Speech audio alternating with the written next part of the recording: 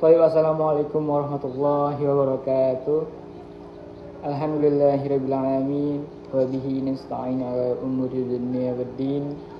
Wassalatu wassalamu ala asrafil anbiya'i wal mursalin wa ala alihi wa sahbihi ajma'in. Amma ba'du. Qad qala Allah ta'ala fi ayatil Qur'anil Karim fa huwa asdaqul qairin. A'udzu billahi minasyaitonir rajim. Bismillahirrahmanirrahim.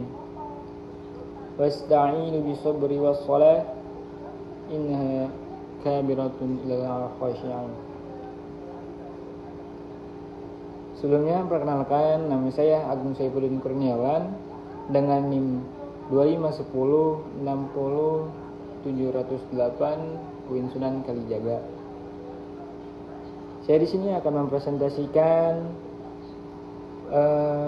judul yang diberikan oleh presentasi saya kemarin, yaitu yang berjudul manfaat sholat bagi kesehatan fisik dan mental.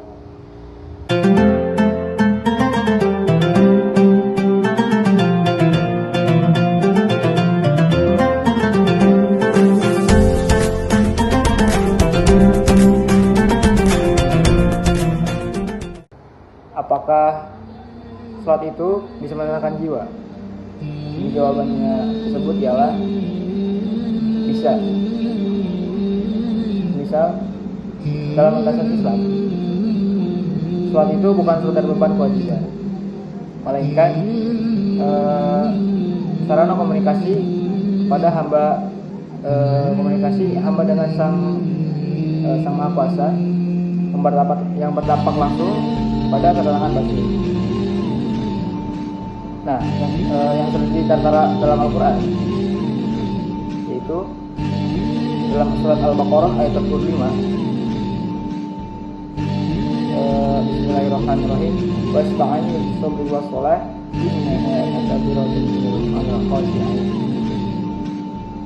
Yang artinya, jadikanlah sabar dan sholat sebagai penolongmu, dan sesungguhnya yang demikian itu sungguh berat kecuali bagi orang-orang yang khusyuk.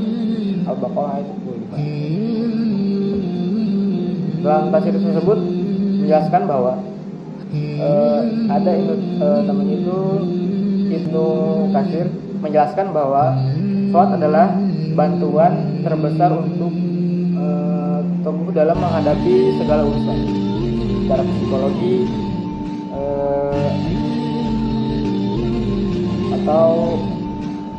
atau apa itu, dan ini memberikan ruang aman bagi seseorang yang melepaskan beban hidupnya kepada Allah Subhanahu wa taala atau Tuhan. Dan ada pun yang kedua, apakah ada manfaatnya? Dan ini manfaat analisis gerakan atau kinesiologi. Setiap transisi gerakan sholat itu melibatkan pergerakan otot, dan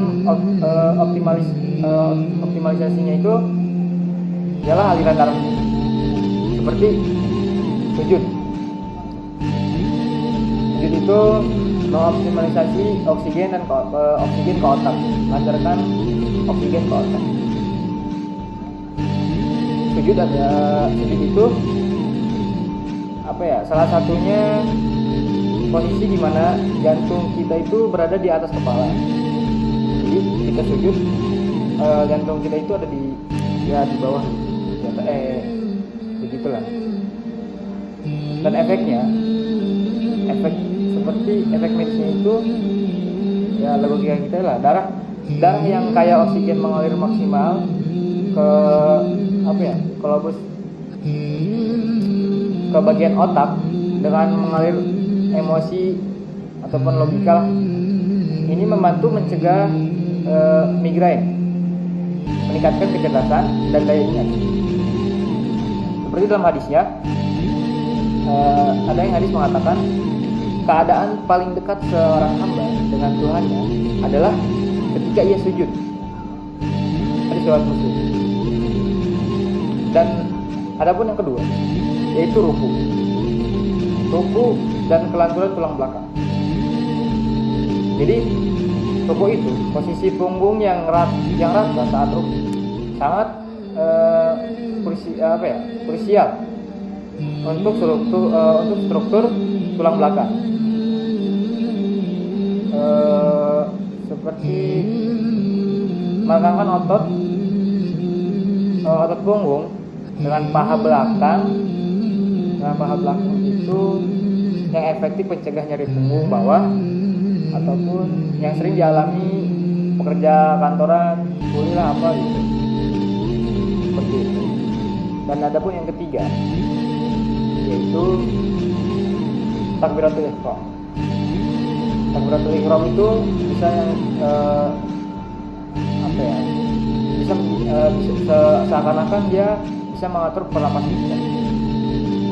Mengangkat tangan membuka seperti mengangkat tangan membuka rongga dada secara maksimal itu akan mengeluarkan efek medis, yaitu memperluas kapasitas paru-paru sehingga pertukaran karbon dioksida dan oksigen menjadi lebih efisiensi. Seperti itu. Dan adapun manfaat mental sholat sebagai terapi psikologi. Yang pertama itu penurunan hormon ataupun stres.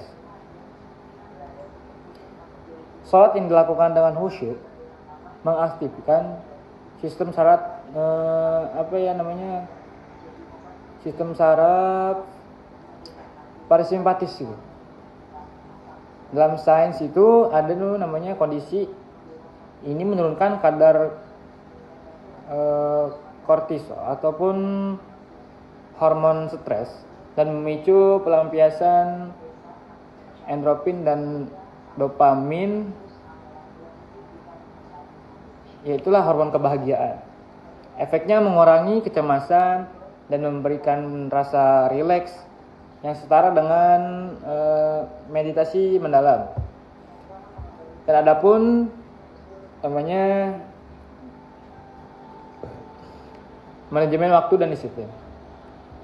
Dalam sholat 5 waktu melatih otak untuk memiliki struktur dan keteraturan. Dalam psikologi, keteraturan jadwal adalah kunci. Dalam psikologi itu keteraturan kunci utama untuk kesehatan mental yang stabil.